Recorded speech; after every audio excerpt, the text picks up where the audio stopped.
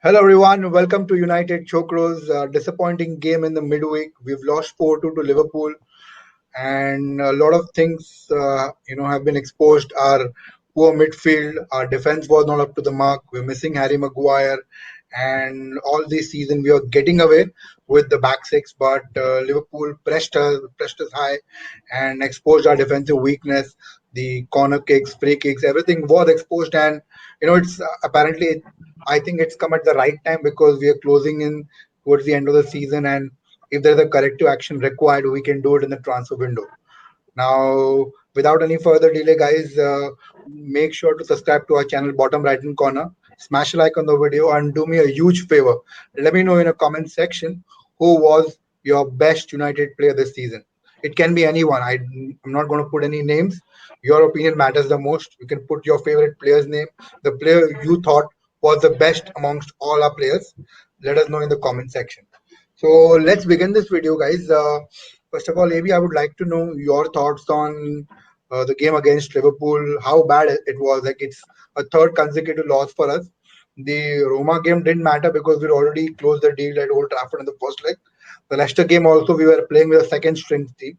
But how difficult is that to bear that loss to our arch rivals and at that time of the season where we could have knocked them out of the Champions League next season? How important was that for us to win that game?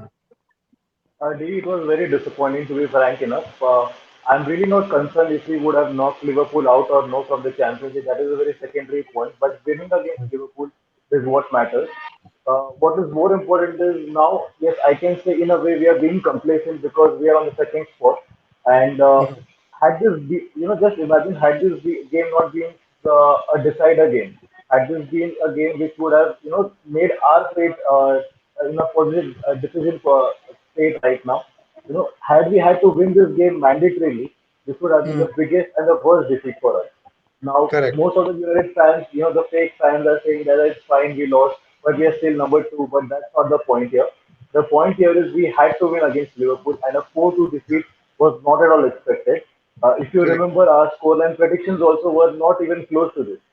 Exactly. Uh, Yes. we were Yes. we were thinking that United would win Two easily one, with two nil, 1-0. Yeah. yeah, exactly. And looking at the three goals which we conceded, the first goal which we conceded was it was a fair goal. I don't mind about the first goal, but the second goal was a clear mishap or the clear the Defensive way laps. Yeah. the way Pogba just clearly misplaced his man marking. It was so easy to easy if I had to mark one player, which was Firmino. The moment he ran back away from him, he never realized that part. So very poor man marking, and the third goal of Fred. I don't understand now being in the United squad and playing against Liverpool. How can you make that easy part? Mhm. Always you know that they are going to have the better of us in case we misplace a pass or something like that. And Correct. Alexander Arnold was absolutely perfect that day.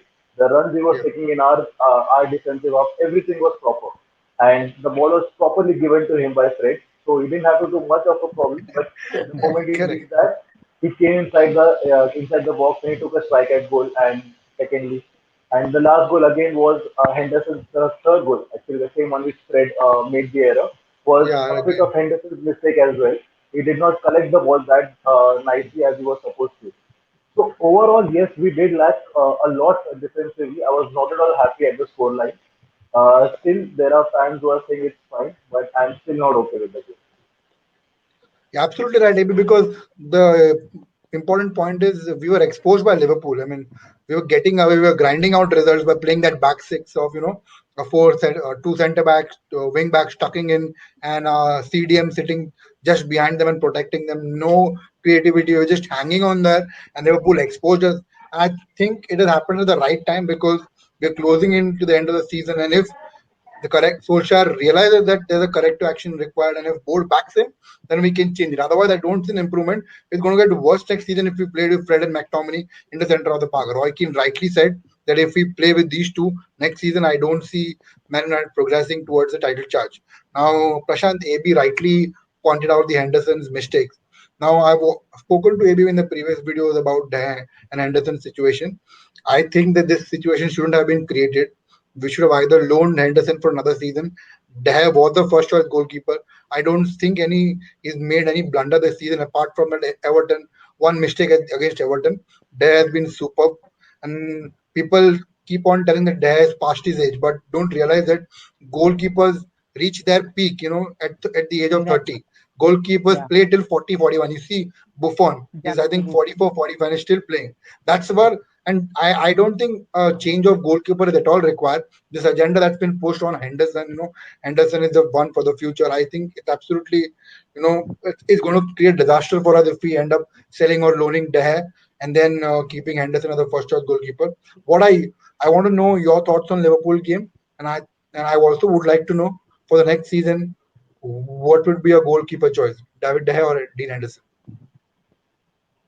Well, the the thing with Henderson is that he has actually performed wherever he has been loaned, right? He has actually performed well. That's why this whole debate was actually stirred up. And yes, although De Gea, he's been good this season, all right. He has only made one mistake, but uh, the thing is that there is a certain thing about him in big games. Like, okay, maybe not this season, but in the previous 2 to 4 seasons, he has actually been making blunders in big games, which have cost us. They have cost United dearly. So that is where the argument is coming from. And Henderson again, the fact that he has made a mistake is basically, you know, uh, it's not helping his own cause because it was obviously stirred up somewhere from within his camp initially. Correct. So, uh, from what I remember, he demanded that he be given the number one spot at United. Only then would he stay at United. And after demanding so much, if he is not actually doing the job as well as he is supposed to, then it doesn't help his cause or United's cause one way or the other. So that is a problem which United would need to sort out before next season. I would say that, as you correctly pointed out, the fact that goalkeepers they tend to reach their peak once they are past their 30s. So De Gea is in his 30s, and I mean, fortunately enough, in the position that all the clubs are financially, we can't, we have no fear of him being snatched away by a Real Madrid or even a PSG because no one is going to throw such big bucks which he requires. So he will be there for if we want him to. He will be here for long term, and I do think that he still has a lot more to offer. I mean, if I were to make a choice between Henderson and De Gea, I would just lean in towards De Gea right now because I know how good he is. Of course, Henderson has shown he is good, but I would say so is Romero. Even Yeah, Romero wasn't bad. there's nothing wrong Uh, with Romero. Yeah. there's nothing with Romero, but he was not given the number one spot because De Gea was so good. So at this point, Mhm. I would say Henderson is as good as Sergio Romero was, but he still needs to uh, prove himself a little more to be uh, given the number one spot which De Gea has. At the same time, we need to make sure that De Gea is on his toes because yes, he as AB pointed out about the complacency factor that creeps into him, and that also does creep into a lot of our players. And yes, the Liverpool game was somewhere also due to the complacency that our team now has. That Mhm. okay, things are going well. Sorry for that. Yes, so things are going well. We are secured.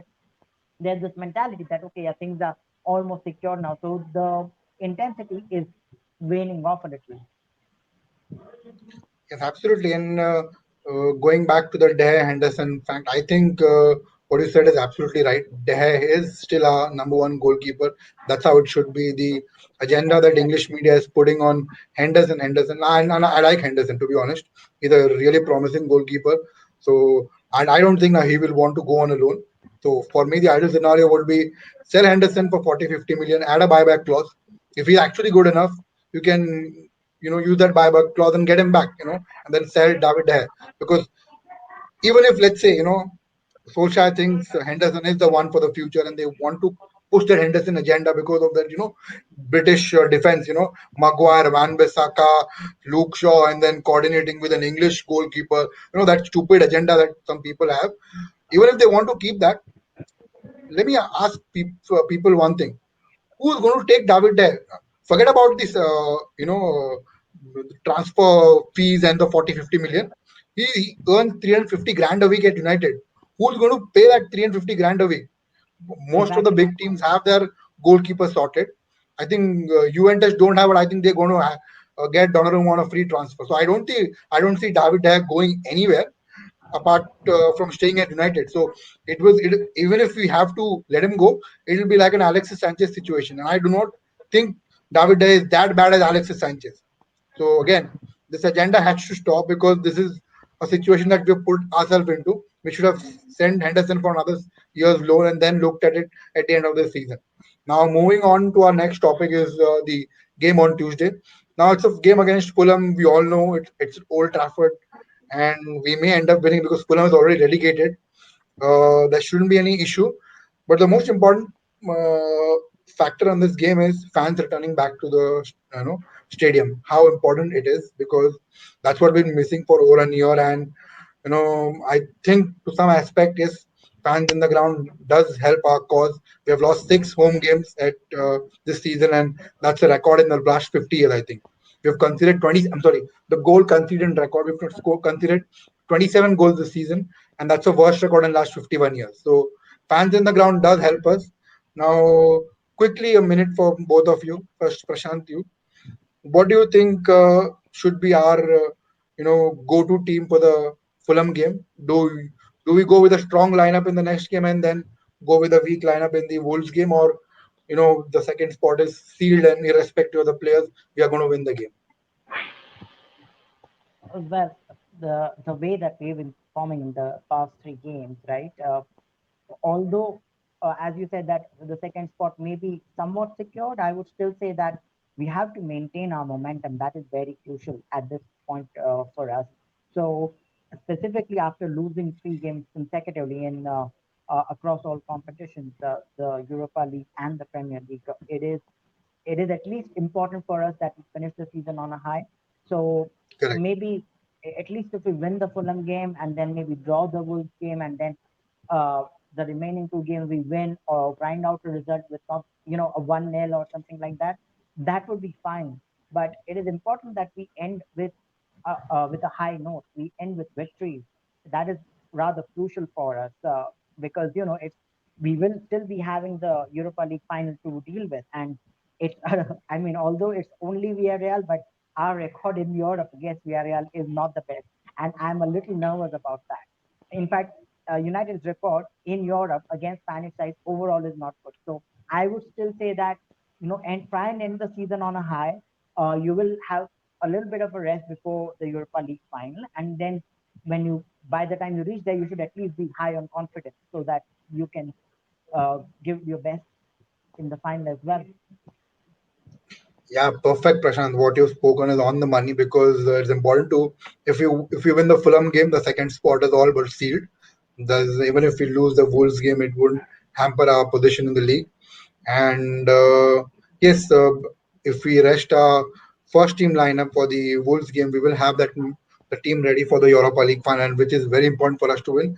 And as you rightly pointed out, though our record this season in the Europe against Spanish team is good. We beat Real Sociedad and then we beat another Granada in the Europa League. But overall, our record is not all that good.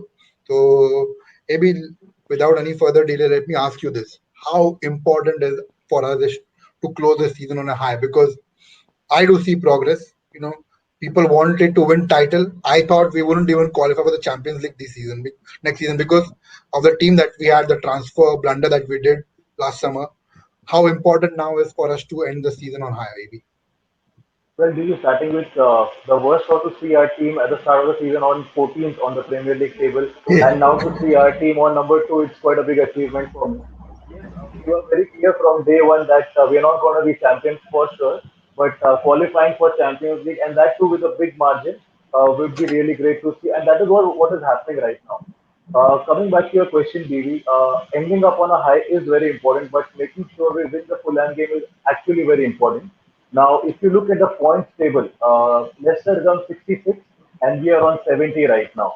A win Correct. against Fulham, we go on 73, and irrespective we lose or we draw against Wolves, we still be on number two. Exactly. So, and the best way to give fans what they deserve is a win when they come back to the stadium. So this would Most all be important. in a Yeah, so this would all be in a great way to to please the fans, to make them feel happy about the club. This is the one game in the entire season that the fans are able to see, and a win at our home ground would be a very big thing for us. At the same point, keeping in mind, yes, we need to rest our main players, the starting 11 players, for the main Europa League final as well. Now, what has happened or what has happened in the past or what is happening nowadays does not really matter when it's the final. You need to be bang on when you are playing the final game. You are Irrespective of absolutely right. whichever team you have beaten, it might be Roma, it even may have been Real Madrid or Barcelona for that matter. But when you're playing finals, you have to be bang on. You cannot give excuses once you have lost or once the 90 minutes are over. So yes, for me, if you ask me, Fulham game is very important. Stealing the 3 points and stealing the second spot is most important right now. Giving the fans a little bit of happiness, a little bit of joy towards the end of the season because they were not able to be at the stadium. It will be a very big feeling and a very good feeling, especially after whatever happened at Old Trafford against the Glazers, and uh, and then finally giving them a very big reason to be happy after winning the Europa. So yes, Fulham game is very important for me. So I expect a 3 points from the Fulham game. Yes, and the most important thing that you said, that giving fans what they want, because they're coming inside the ground after almost more than a year now. So welcoming them, they're always there to support the team. They always back the team. The chants, the songs that they sing. For the players. Now it's the time for the players to stand up and give them what they want. We want to win, 3 points in the bag, second spot sealed, and then we look forward to the Europa League final. Now we've spoken about the games, the situation, on field things. Now let's talk about off field things. The season's going to end, and then what happens after season ends is the transfer window. Now, from what I've heard in the past few days, the reliable sources which I read and look into, apparently Man United are looking to sign Jadon Sancho. He is the number one priority, and they want to do that so that they can please the fans back. With all that happening outside the ground, the protest, they feel that Jadon Sancho is a they can sell Jadon Sancho as a brand, and calm down the storm, and also priority along with signing Jadon Sancho as a centre back and a backup right back. So backup right back, either it's going to be Kieran Trippier or Max Allen from the Championship, or a couple of right backs. So that is irrespective. Now I partially agree with United, but the thing from what I saw on that Liverpool game, I think we don't need a backup right back right now. What we need is a center defensive midfielder, because the transition from defense to midfield is from defense to attack is very very poor. We need someone like Roy Keane, or you can say Makelele, or a modern day N'Golo Kante, to help us in the transition. Because if you look at big good teams, Man City, they have Gundogan and Rodri. Liverpool, they've got Fabinho and Henderson. Leicester have got NDD and Telemans. And who else? Chelsea, Kovacic, Jorginho, Kante. Look at the players that we have. And who do we have? Fred and Scott McTominay. We're not good enough. It's absolutely not good enough. So if we're going to this next season with these two centre back pairing, so the center defensive midfielder pairing, it's not going to help our cause. We're going to grind out results, and eventually we'll be found out. Teams will start to find us out, which has happened in the Liverpool game. They pressed us really high. They made Fred and McTominay make those errors. So how now? I want to, because there are a lot of fans still, even after getting Cavani, have a new contract, they still think that signing Harry Kane is very important.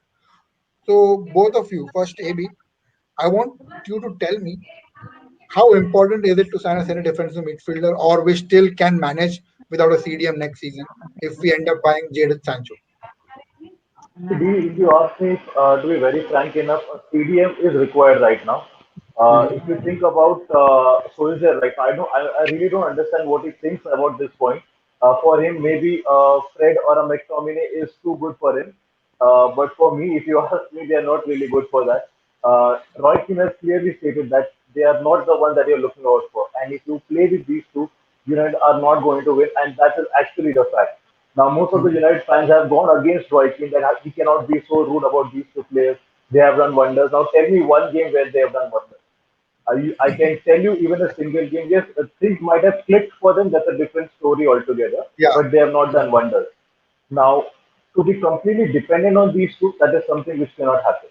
Now, if you see the last game against Liverpool again, the moment Fred felt that he was being pressed too much, he just put that a stupid pass which led to a goal at the end. So Correct. this is what a quality center defensive midfielder can do. Now, as you mentioned, Rodri is one of my favorites. The way he handles the pressure, sometimes I feel he has eyes on his back as well. Because Mhm. the moment he's been given the ball, he knows what is going to happen next. Either he is going to be attacked by the opposition player, or someone is going to run, from side against him, and he is absolutely bang on money. And he knows Correct. that is the main rule of a center defensive midfielder is when someone is charging at him, they should be in a very good position to understand where the ball needs to be given to. And Correct. what happens with our team, especially with Fred and McTominay, the moment they get the ball, they then start thinking from there, now whom should I pass? And by the time they Exactly. realize and they pass it, it's too late. The ball is being, the opposition takes the position away. And this is what we are lacking right now. And I don't say that not hardworking players, they're quite hardworking. But when it comes to a quality player, when we have to play against big teams like Liverpool, we need a world class player, not a quality player. And for me, Fred and McTominay are not those players. So yes, we need to change DV, and a center defensive midfield is required. Right back, I think so. Van Bissaka is simply superb. I don't still see anyone who's replacing him in our squad for sure. And Mhm. someone who's not yet required. I don't see anyone who's required at this position. Mhm. Yes, there would be questions here or there but for me, the main priority is a center back, which I've been saying from the start of the last season and the start of this season as well. And Uh, a center defensive midfielder looking at our conditions right now because Matic, again, as I said, cannot play the entire 90 minutes.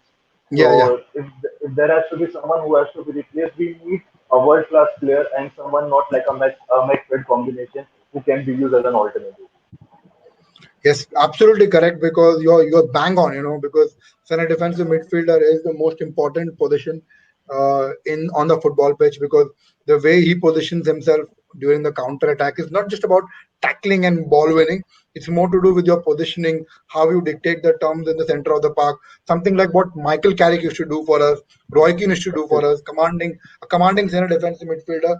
You popping in the names, I can talk about Declan Rice, I can talk about Wilfred Ndidi, I can talk about a lot of players. But what's important is United acting diligently in the market and buying that kind of a player.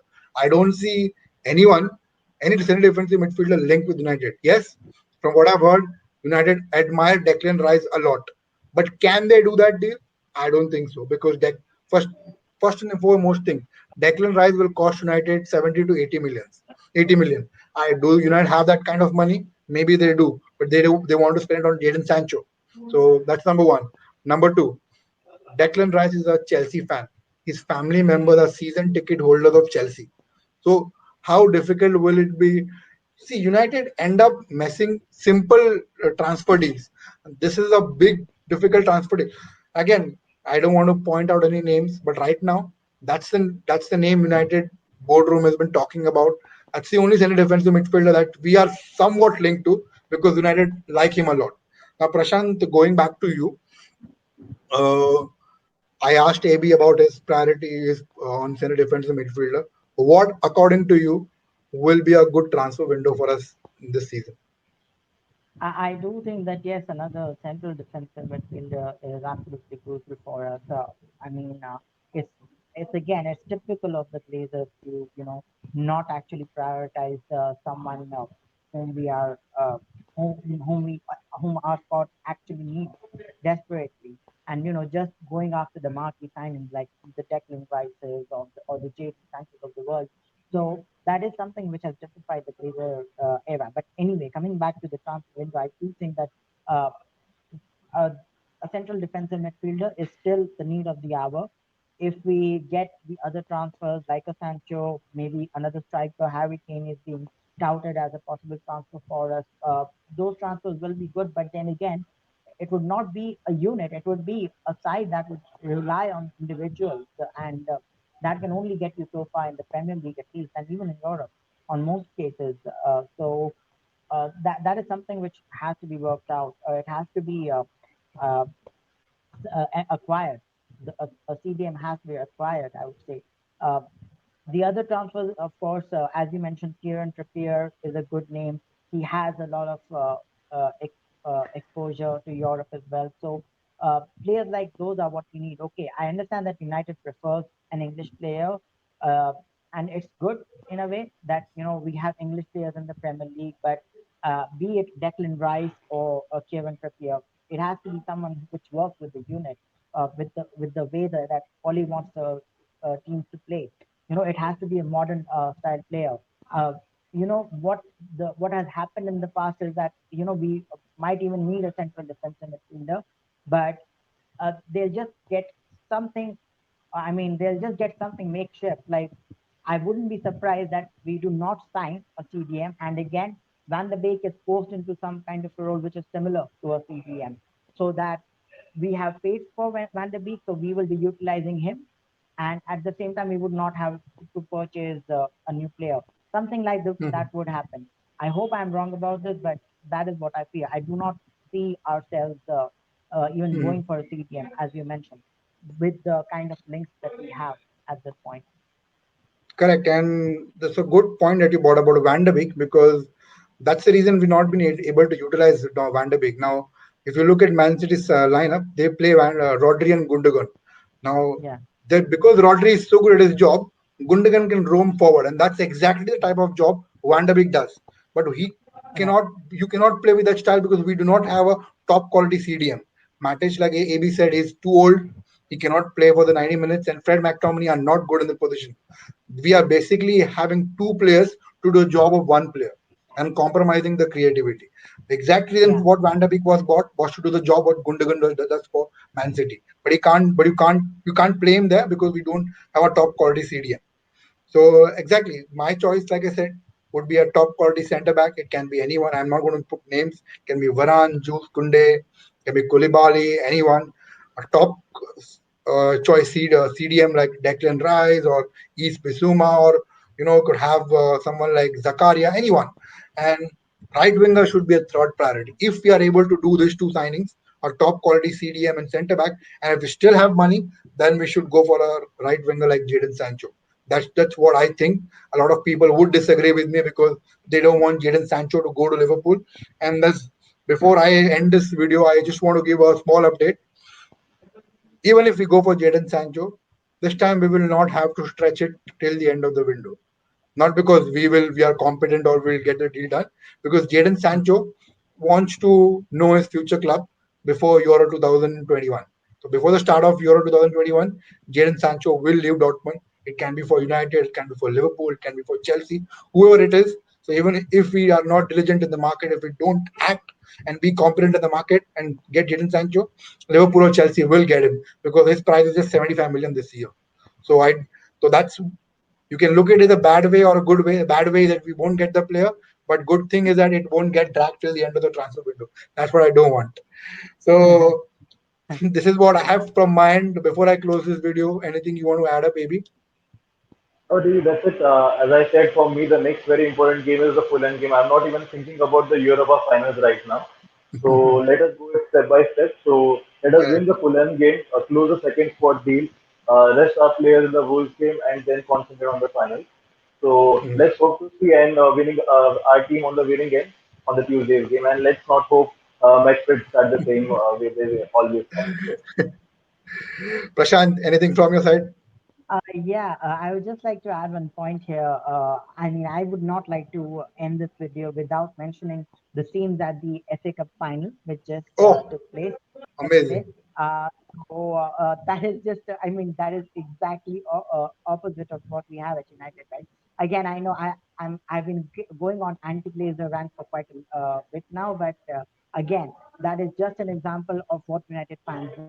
It was so amazing to see, even as a United fan, it was heartwarming to see the way the owner connected to the team, to the fans as well. You could, if you saw the celebrations, you could see that once while they were hugging each other, players like Yuri Tillman, who was like one of them, who was the goal scorer, he had a few tears in his eyes when he hugged the owner. Imagine the connection, and obviously it was very unfortunate that the their original Father, owner yeah, passed away passed in away. a crash Yeah. some time ago. So Now it is his son who is running the club, but then again, there's that bond which just makes it so nice, right? It's we are in the era of the Man Cities, the PSGs, like all these state-run clubs, and we come across something like this. We as United, we would be happy to have owners, but then again, there has to be a connection. This is what United is missing. So yeah, I just wanted to give that a shout before we end the video. That's all. Absolutely, you are on the spot, on the money, Prashant, because it's not just the connection, the transfers that they handle. They've got Kante, they got Maguire, they got Riyad Mahrez, they've Yeah, got Fofana now, Tillemans. They've yeah, Sumare now is what latest signing. So the amazing yeah, players they sign. uh, Prove that if you have a good scouting, if you have a good recruitment team, if your owners are passionate about the club, you don't need extravagant money to prove yourself. That's the yeah, biggest thing we can learn from Leicester. They sign players for half the money and then they sell those players for double the money. That's something that we can learn from Leicester. From yes, they were bought by an owner, but then it's very important to see how they run the club, how connected they are to the fans and the player, how passionate are they towards the game. So with that, yeah, I'll come to the end of the video, guys. We are planning to do a watch along for the last game of the Premier League season against Wolves. We'll keep you updated. It's on Sunday. Thank you for watching this video, guys. Do let us know in the comment section your best player according to you this season for Man United. Your comments are always appreciated. Thank you, AB and Prashant, for coming on the show. We'll see you guys in the midweek after the Fulham game. We'll do a bit of transfer updates as well. Thank you, guys. Take care of yourselves. Bye for now. Bye. bye bye.